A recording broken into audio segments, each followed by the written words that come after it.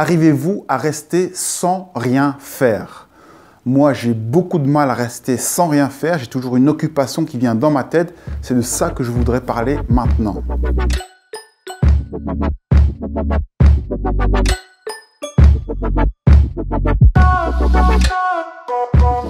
Alors, en m'observant un tout petit peu, j'ai remarqué que j'avais vraiment tendance à remplir en permanence tous les vides dans ma vie. Quand je me retrouve à la maison, je suis comme systématiquement attiré par Internet, moins souvent la télévision. J'ai coupé la télévision, donc je regarde presque plus la télévision, mais maintenant c'est comme s'il y avait toujours quelque chose qui prenait le relais, qui remplaçait, pour qu'au final il y ait toujours quelque chose qui remplisse ma tête. Comme si je ne supportais pas de rester sans rien faire.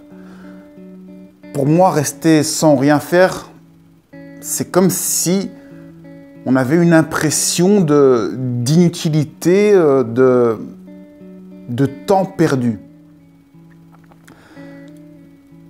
Et je remarque que quelque part, c'est une fuite que je fais. Je fuis les moments où je peux rester sans rien faire, juste à rester là et à ressentir ce qui se passe maintenant, ressentir mon corps, essayer de communiquer avec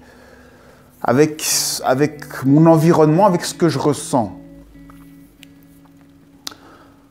Alors que je prétends vouloir essayer de comprendre ce qui se passe, ce que je vois la nuit, etc., je remarque que si la nuit, je me donne le temps effectivement d'écouter mon corps, en journée, je fuis systématiquement ces moments.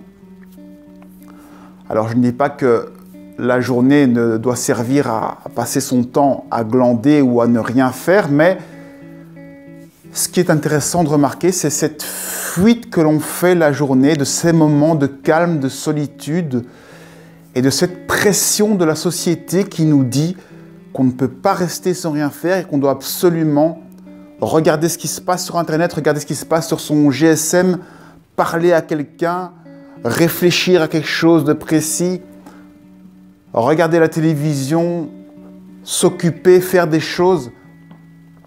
Tout ça, c'est pas mal, mais il faut observer le mécanisme de fuite qui existe et le fait que ça fasse peur de rester, ne fût-ce que 5 ou 10 minutes à rien faire, à observer les choses.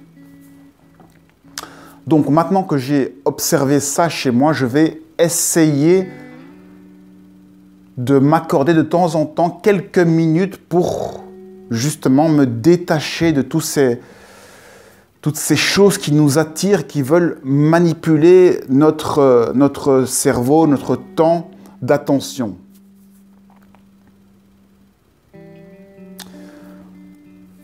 D'ailleurs, quand on regarde vraiment les gens dans les salles d'attente, ils sont vraiment tous pris par quelque chose qui les occupe, comme si quand ce n'était pas les pensées qui s'agitaient, eh bien, on devait le manifester par le physique, faire des choses tout le temps.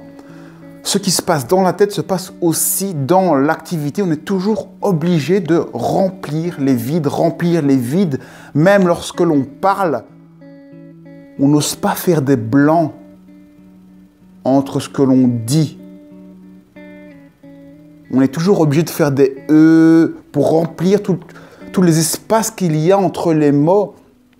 Si vous observez bien, lorsque vous parlez, il y a très peu de blanc, d'espace vide entre tous les mots que vous prononcez ou même entre les phrases que vous prononcez.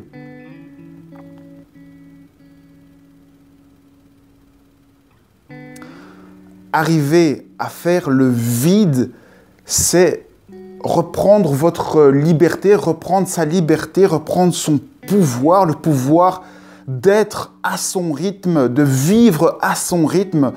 Ce n'est pas parce qu'une personne est à côté de vous que tout d'un coup, il y a une tension qui fait qu'à tout moment, on doit parler et dire des choses.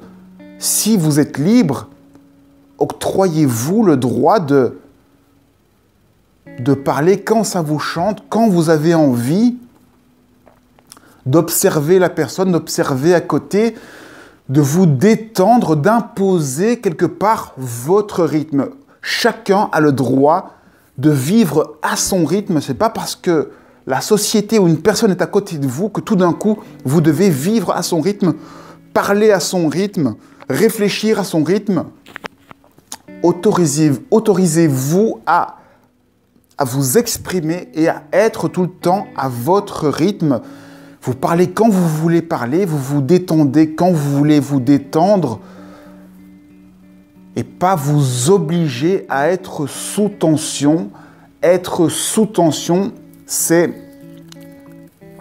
commencer à souffrir parce que c'est le mental qui commence à s'activer, c'est des obligations qui commencent, des mécanismes qui commencent à se mettre en route, qui vous poussent à agir, à faire des choses que vous ne voulez pas spécialement faire. Reprendre sa liberté, c'est reprendre le droit de vivre le vide, de vivre le rien, de s'accorder du temps à son intérieur à tout moment et simplement d'être calé sur notre rythme singulier.